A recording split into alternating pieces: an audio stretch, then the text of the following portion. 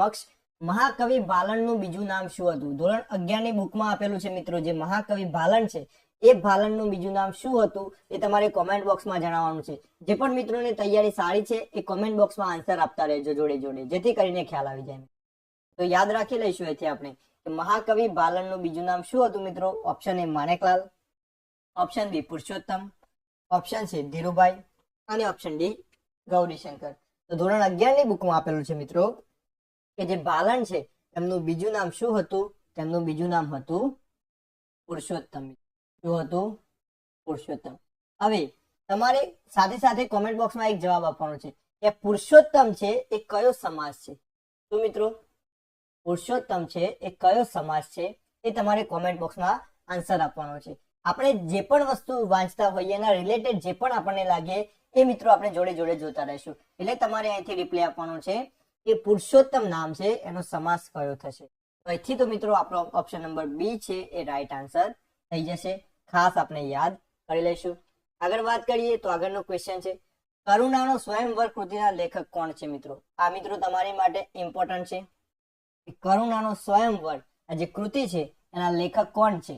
Option number A રઘુવીર Chaudhari, option number B Prahlad Parekh, option number C Manhar Dave અને option number D Manubhai Pancholi. ફટાફટ comment બોક્સમાં answer આપી દો મિત્રો કે આ જે કરુણાનો સ્વયંવર જે કૃતિ છે એના લેખક કોણ છે મિત્રો. તો યાદ રાખીશું અહીંથી મિત્રો ધોરણ 11 ની બુકમાં આપેલું છે આ વસ્તુ કે કરુણાનો સ્વયંવર છે એના લેખક કોણ છે? તો પ્રહલાદ પારેખ છે મિત્રો. કોણ છે? પ્રહલાદ પારેખ છે. પરંતુ અહીંથી યાદ રાખીશું આપણે કે ધોરણ 11 માં બીજો એક કાવ્ય સંગ્રહ આપેલો છે. કયો કાવ્ય સંગ્રહ? તો પરાજયની જીત મિત્રો. કયો? પરાજયની જીત. આ જે કાવ્ય સંગ્રહ છે પરાજયની જીત એ પણ મિત્રો કોને લખેલો છે? તો એ પણ પ્રહલાદ પારેખે લખેલો છે. અને આ જે પરાજયની જીત છે એમાં શેનું વર્ણન કરવામાં આવેલું છે?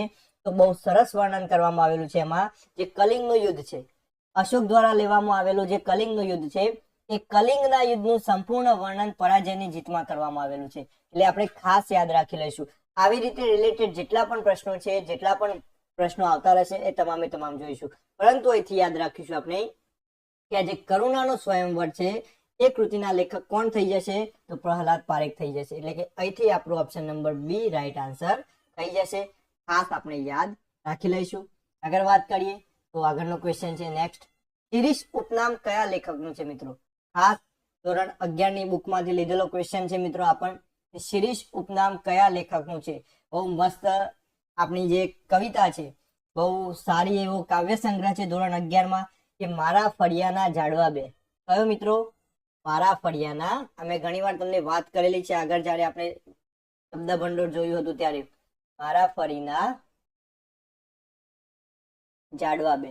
આ જે કાવ્ય સંગ્રહ છે, આ જે કાવ્ય છે એ કાવ્યના જે લેખક છે એમનું ઉપનામ મિત્રો શું છે?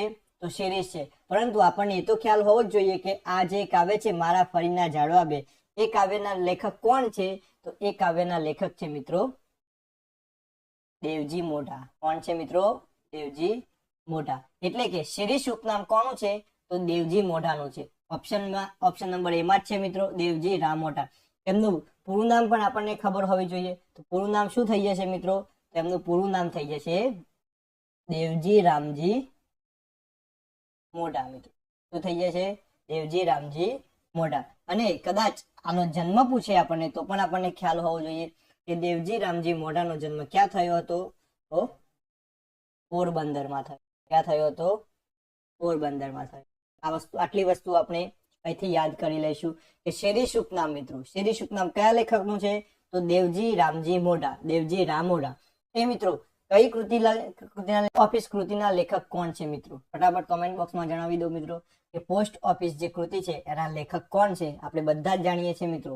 Option A Kaka Saheb Kalelkar, option B Bhalan, option C Gaurishankar Joshi અને ઓપ્શન ડી મણિશંકર. ફટાફટ કોમેન્ટ બોક્સમાં આન્સર આપી દો. પોસ્ટ ઓફિસ ધોરણ 11 માંથી લીધેલો ક્વેશ્ચન છે મિત્રો. આ તો યાદ રાખીશું અહીંથી આપણે કે પોસ્ટ ઓફિસ જે કૃતિ છે એના લેખક મિત્રો ગૌરીશંકર જોશી છે. કોણ છે મિત્રો? ગૌરીશંકર જોશી છે. અને આમનું ઉપનામ શું થશે મિત્રો? ગૌરીશંકર જોશીનું ઉપનામ શું થશે એ તમારે કોમેન્ટ બોક્સમાં આન્સર આપવાનો છે.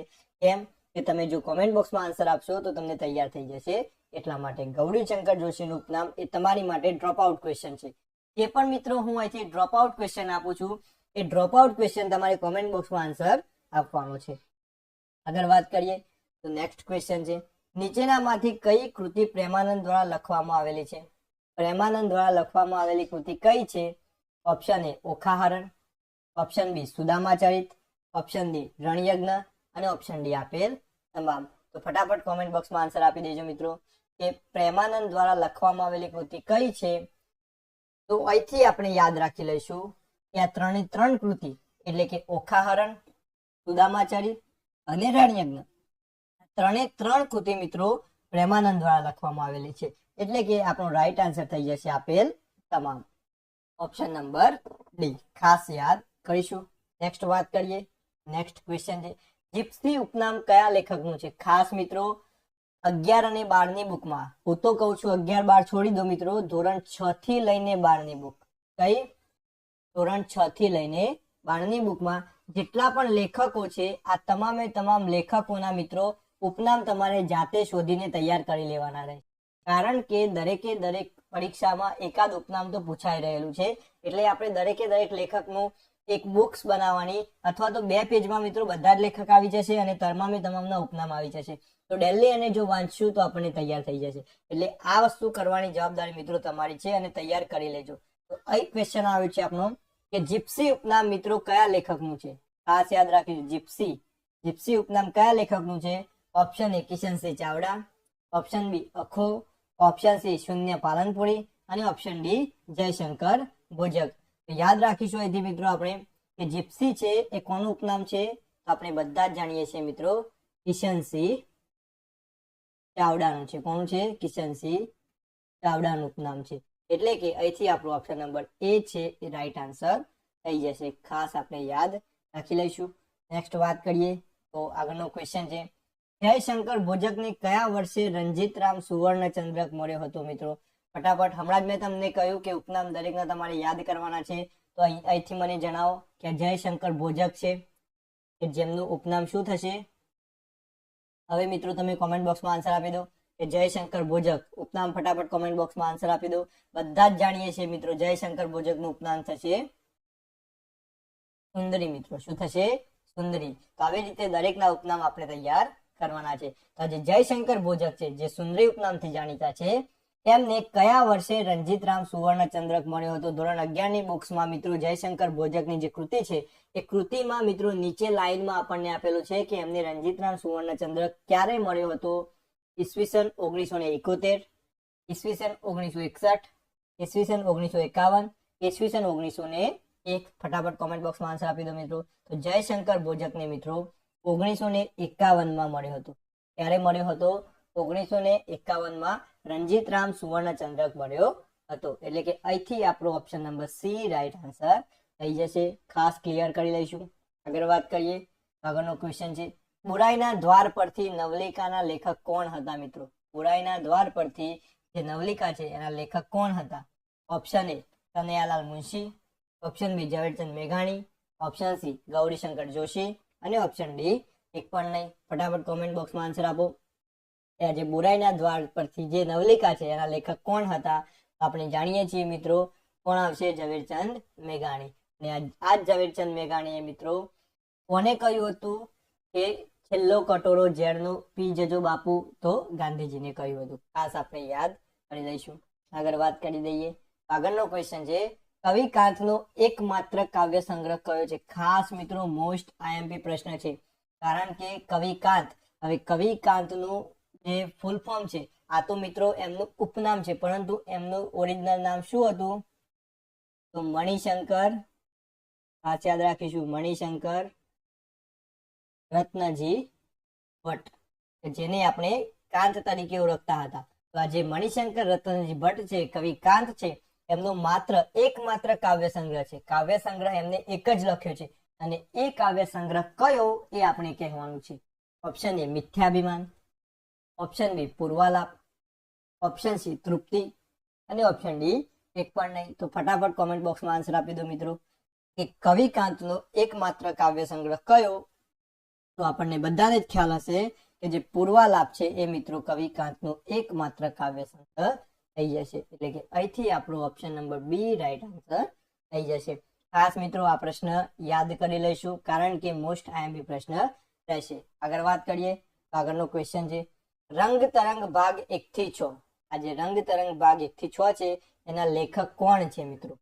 Option A Umashankar Joshi, option B Jyotindra Dave, option C Manek Madhad અને ઓપ્શન ડી બલોચ. તો આપણે જાણીએ છીએ મિત્રો કે હાસ્ય કલાકાર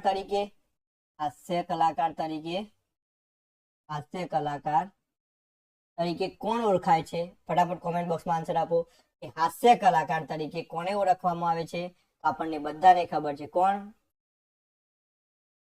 જ્યોતિન્દ્ર દવે કે જે હાસ્ય કલાકાર તરીકે ઓળખાય છે. અને આ જે હાસ્ય કલાકાર છે જ્યોતિન્દ્ર દવે એમના દ્વારા મિત્રો રંગ તરંગ ભાગ 1 થી 6 ની રચના કરવામાં એ આપણને યાદ હોવું જોઈએ. એટલે કે અહીંથી આપણો option number B right answer થઈ જશે કે રંગ તરંગ ભાગ 1 થી 6 ના લેખક કોણ છે? તો જ્યોતિન્દ્ર દવે. ઉમાશંકર જોશી પણ નહીં આવે, માણેક માધડ પણ નહીં આવે અને બલોચ પણ નહીં. ખાસ ક્લિયર કરી લઈશું. આશા રાખું છું કે મિત્રો તમને ક્લિયર થતું હશે. તો એક લાઈક, શેર અને સબસ્ક્રાઇબ કરવાનું ભૂલતા નહીં. આગળ વાત કરીએ તો આગળનો ક્વેશ્ચન છે ઉમાશંકર જોશીનું ઉપનામ શું હતું અથવા તો કયું છે? બધાને જ આવડતું હશે મિત્રો, આમાં કોઈ એવું નહીં હોય કે જેને ઉમાશંકર જોશીનું ઉપનામ ના આવડતું હોય.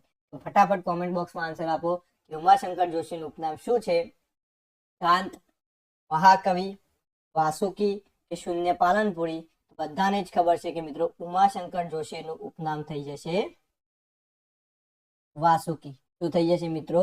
વાસુકી. એટલે કે અહીંથી આપણો ઓપ્શન નંબર સી છે એ રાઈટ આન્સર થઈ જશે. ખાસ ક્લિયર કરી લઈશું. આગળ વાત કરીએ તો આગળનો ક્વેશ્ચન છે બ્રહ્મ સત્ય છે મિત્રો. એ સુધારી લઈએ આપણે થોડું. બ્રહ્મ સત્ય છે, જગત મિથ્યા છે. આ વિધાન કોને કહ્યું છે મિત્રો? ખાસ બ્રહ્મ સત્ય છે અને જગત મિથ્યા છે. આ વિધાન મિત્રો કયા કવિએ કહ્યું છે? Option A Premanand, option B Akho, option C Shamal અને ઓપ્શન ડી દયાનંદ. તો ફટાફટ કોમેન્ટ બોક્સમાં આન્સર આપી દો મિત્રો. બ્રહ્મ સત્ય છે આ વિધાન કોના દ્વારા કહેવામાં આવેલું છે? આપણે જાણીએ છીએ મિત્રો અખા દ્વારા કહેવામાં આવેલું આ વાક્ય છે કે બ્રહ્મ સત્ય છે અને જગત મિથ્યા છે. ખાસ ક્લિયર કરી લઈશું. નેક્સ્ટ વાત કરીએ. નેક્સ્ટ ક્વેશ્ચન છે સોનેટનો ઉદ્ભવ ક્યાં થયેલો? ખાસ મિત્રો દરેકે દરેક વસ્તુ તૈયાર કરી લેજો કારણ કે ટેટ 1 અને 2 માં મિત્રો આ રિલેટેડ ક્વેશ્ચન અગાઉ પૂછાઈ ગયેલા છે. એટલે ટાટમાં પૂછાવાની સંભાવનાઓ પૂરેપૂરી રહેલી છે. સોનેટનો ઉદ્ભવ મિત્રો ક્યાં થયેલો છે? Option A America, option B Japan, option C Italy અને ઓપ્શન ડી જર્મની. તો ફટાફટ કોમેન્ટ બોક્સમાં આન્સર આપી દો કે સોનેટનો ઉદ્ભવ ક્યાં થયો છે? તો બધા જ જાણીએ છીએ મિત્રો સોનેટનો ઉદ્ભવ ક્યાં થયેલો છે? તો ઇટાલીમાં થયેલો છે. એટલે કે અહીંથી આપણો ઓપ્શન નંબર સી છે એ રાઈટ આન્સર થઈ જશે. ખાસ ક્લિયર કરી લઈશું. આગળ વાત કરીએ તો આગળનો ક્વેશ્ચન છે બરકત અલી વિરાણીનું ઉપનામ જણાવો. મેં તમને હમણાં જ કહ્યું કે ધોરણ 6 થી લઈને ધોરણ 12 સુધીની જેટલા પણ લેખકો છે એ લેખકની યાદી બનાવવાની અને સામે એમના ઉપનામ લખવાના અને મોસ્ટ આઈએમપી કૃતિ લખવાની. આ જો આપની જોડે નોટ્સ હશે તો એ નોટ્સ મિત્રો ડેલી જો વાંચવામાં આવશે તો આપણને 20 દિવસ, 21 દિવસ, 25 દિવસ પછી આ તમામે તમામ નામ મિત્રો મોઢે યાદ હશે. એટલે કે બરકત અલી વિરાણી છે એમનું ઉપનામ શું છે? Option A Befam, option B Adil, option C Shunya Palanpuri અને ઓપ્શન ડી આબોવાલા. તો યાદ રાખીશું કે બરકત અલી વિરાણી જેને આપણે બેફામ તરીકે ઓળખીએ છીએ મિત્રો. શેના તરીકે ઓળખીએ છીએ? બેફામ તરીકે ઓળખીએ છીએ. એટલે કે એમનું ઉપનામ થઈ જશે બેફામ. ખાસ ક્લિયર કરી લઈશું. આગળ વાત કરીએ. આગળનો ક્વેશ્ચન છે લેલુડી ધરતી ભાગ 1-2 કોની કૃતિ છે મિત્રો? ખાસ મોસ્ટ આઈએમપી પ્રશ્ન છે અને ઘણી વાર મિત્રો ક્લાસ 3 ની એક્ઝામમાં પૂછાઈ ગયેલો પ્રશ્ન છે કે લેલુડી ધરતી ભાગ 1 અને 2 આ જે એ કોની કૃતિ છે? ઓપ્શન એ કમા Munshi, option B Ghanshyam Ojha, option C Chunilal Madia અને ઓપ્શન ડી રઘુવીર ચૌધરી. તો ફટાફટ મિત્રો કોમેન્ટ બોક્સમાં આન્સર આપી દો. ઘણીવાર પૂછાયેલો ક્વેશ્ચન છે એટલે તમારી નજર સમક્ષ 100% આવેલો ક્વેશ્ચન છે અને આપણને આવડતો જ ક્વેશ્ચન છે કે લેલુડી ધરતી ભાગ 1 અને 2 કોની કૃતિ છે મિત્રો? તો ચુનીલાલ મડિયાની કૃતિ છે મિત્રો. કોની કૃતિ છે? ચુનીલાલ મડિયાની કૃતિ છે. ખાસ ક્લિયર કરી લઈશું. નેક્સ્ટ વાત કરીએ. નેક્સ્ટ ક્વેશ્ચન છે, રાવી પાઠકનું ઉપનામ કયું નથી મિત્રો? ખાસ મોસ્ટ આઈએમપી પ્રશ્ન છે તમારી માટે. કેમ કે અહીંયા શું પૂછવામાં આવેલ છે? રાવી પાઠક. મિત્રો આ જે છે રાવી પાઠક, એમનું ફૂલ ફોર્મ પહેલા તો આપણને ખ્યાલ હોવો જોઈએ. તો રાવી પાઠકનું ફૂલ નેમ શું હતું? તો રામનારાયણ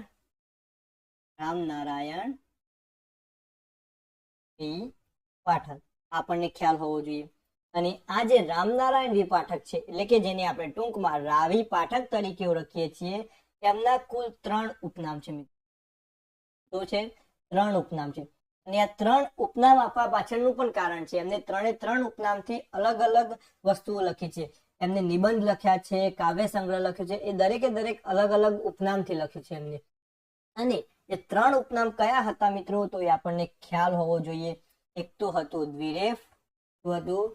દ્વિરેફ, પછી બીજું હતું મિત્રો શેષ, અને ત્રીજું હતું જાત્રારૂ. આ 3 ઉપનામ એમના હતા. એટલે કે અહીંયા આપણને પૂછવામાં આવેલું છે કે કયું નથી? તો આ 3 સિવાયનું જે હશે એ આપણું નહીં હોય. દ્વિરેફ તો હા છે, શેષ તો છે, અને જાત્રારૂ છે. એટલે કે વેશપાયન જે છે એ એમનું ઉપનામ નથી. એટલે કે અહીંથી તો આપણો રાઈટ આન્સર થઈ જશે ઓપ્શન નંબર એ. રામનારાયણ વી પાઠક એટલે કે રાવી પાઠકનું જે ઉપનામ છે એ વેશપાયન નથી. ખાસ ક્લિયર કરી લઈશું મિત્રો, ખાસ યાદ રાખી લઈશું આપણે અહીંથી. નેક્સ્ટ વાત કરીએ તો નેક્સ્ટ છે, પ્રેમાનંદ રચિત નરાખ્યાનનો મુખ્ય રસ કયો છે? એટલે કે મિત્રો જે આ નરાખ્યાન છે એનો રચવા પાછળનો હેતુ, એનો રસ કયો હતો એ આપણને ખ્યાલ હોવો જોઈએ. ઓપ્શન એ કરુણ, ઓપ્શન બી હાસ્ય, ઓપ્શન સી ભયાનક, અને ઓપ્શન ડી વીર. આપણને બધાને જ ખબર છે મિત્રો, નરાખ્યાન છે એ કઈ ભાષામાં લખવામાં આવ્યું છે? તો કરુણ. એના પાછળનો જે ભાવ છે એ મિત્રો કેવો છે? કરુણાદાયક છે, એટલે કે કરુણ છે. તેનો મુખ્ય રસ પણ કયો થઈ જશે? કરુણ થઈ જશે. કયો થઈ જશે? કરુણ. એટલે કે અહીંથી ઓપ્શન નંબર એ છે એ આપણો રાઈટ આન્સર થઈ જશે. ક્લિયર કરી લઈશું આપણે. આગળ વાત કરીએ. આગળનો ક્વેશ્ચન છે, પન્નાલાલ પટેલની નવલકથા માનવીની ભવાઈને કોણે ખેતી અને પ્રેમનું મહાકાવ્ય કહ્યું છે મિત્રો? મોસ્ટ આઈએમપી ક્વેશ્ચન છે આ પણ તમારી માટે. કે પન્નાલાલ પટેલની જે નવલકથા છે, એક ફેમસ નવલકથા કઈ? તો માનવીની ભવાઈ. અને આ માનવીની ભવાઈ છે એને કોણે ખેતી અને પ્રેમનું મહાકાવ્ય કહેલું છે? Option A Umashankar Joshi, option B Ushnas, option C Dhumketu, અને ઓપ્શન ડી કેકા શાસ્ત્રી. તો ફટાફટ કોમેન્ટ બોક્સમાં આન્સર આપી દો મિત્રો. કોને મિત્રો માનવીની ભવાઈને ખેતી અને પ્રેમનું મહાકાવ્ય કહ્યું હતું? તો યાદ રાખીશું મિત્રો, ઉષ્ણસ દ્વારા કહેવામાં આવેલું છે કે જે માનવીની ભવાઈ છે, પન્નાલાલ પટેલની નવલકથા છે, એને મિત્રો ખેતી અને પ્રેમનું મહાકાવ્ય કહેલું છે. પરંતુ અહીંથી બીજું યાદ રાખીશું કે ઉષ્ણસ છે એમનું મૂળ નામ શું છે? આ તો મિત્રો એમનું ઉપનામ છે, પરંતુ એમનું મૂળ નામ શું છે? ફટાફટ કોમેન્ટ બોક્સમાં આન્સર આપી દો. ઉષ્ણસનું મૂળ નામ શું હતું? તો આપણે બધા જ જાણીએ છીએ મિત્રો, નટવરલાલ પંડ્યા. શું હતું? નટવરલાલ પંડ્યા. આપણને ખ્યાલ હોવો જોઈએ. ધૂમકેતુ, આ કેકા શાસ્ત્રી, આ બધાના મિત્રો ઉપનામ અને ફૂલ નેમ આપણને આવડવા જોઈએ. તો આપણે તૈયારી સારી હશે તો મિત્રો આ દરેકે દરેક વસ્તુ આપણને ખબર હશે. આગળ વાત કરીએ તો આગળનો ક્વેશ્ચન છે, એટલે કે અહીંથી તો આપણો option number B right answer થઈ જશે. આગળ તો અગ્નિકુંડમાં ઉગેલું ગુલાબ કૃતિના લેખક, હમણાં જ તાજેતરની ટાટની પરીક્ષા ગઈ એમાં પૂછાઈ ગયેલો ક્વેશ્ચન છે કે અગ્નિકુંડમાં ઉગેલું ગુલાબ, આ જે કૃતિ છે એના લેખક કોણ હતા?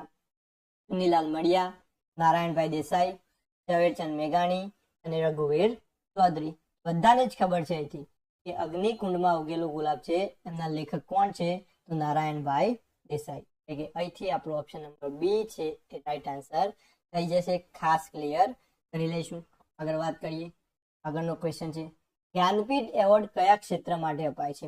આજ આપણે જોયું હતું કે જ્ઞાનપીઠ એવોર્ડ છે કયા ક્ષેત્ર માટે આપવામાં આવે છે? ઓપ્શન એ સંગીત ક્ષેત્ર, ઓપ્શન બી સાહિત્ય ક્ષેત્ર, ઓપ્શન સી રમત ક્ષેત્ર, અને ઓપ્શન ડી કલા ક્ષેત્ર. તો ફટાફટ કોમેન્ટ બોક્સમાં આન્સર આપી દેજો કે જ્ઞાનપીઠ એવોર્ડ કયા ક્ષેત્ર માટે આપવામાં આવે છે? ખાસ યાદ રાખીશું મિત્રો, સાહિત્ય ક્ષેત્ર માટે આપવામાં આવે છે. કયા ક્ષેત્ર માટે? સાહિત્ય ક્ષેત્ર માટે. એટલે કે અહીંથી આપણો ઓપ્શન નંબર બી છે એ રાઈટ આન્સર થઈ જશે. ખાસ ક્લિયર કરી લઈશું. આગળ વાત કરીએ તો આગળનો ક્વેશ્ચન છે, જ્ઞાનપીઠ એવોર્ડ મેળવનાર પ્રથમ ગુજરાતી કોણ હતા? ખાસ મિત્રો મોસ્ટ આઈએમપી ક્વેશ્ચન છે. જ્ઞાનપીઠ એવોર્ડ મેળવનાર પ્રથમ ગુજરાતી. પ્રથમ તો ખરા, પરંતુ મિત્રો કોણ? તો ગુજરાતી. પ્રથમ ગુજરાતી કોણ હતા? પન્નાલાલ પટેલ, સુરેશ દલાલ, સુંદરમ કે ઉમાશંકર જોશી. બધાને જ ખબર છે મિત્રો કે નિશિત એમનો કાવ્ય સંગ્રહ છે અને એના દ્વારા એમને જ્ઞાનપીઠ એવોર્ડ મેળવનાર પ્રથમ ગુજરાતીનું બિરુદ મળ્યું હતું અને એ કોણ છે? તો ઉમાશંકર જોશી. કોણ છે મિત્રો? ઉમાશંકર જોશી. એટલે કે અહીંથી આપણો ઓપ્શન નંબર ડી છે એ રાઈટ આન્સર થઈ જશે. ક્લિયર કરી લઈશું.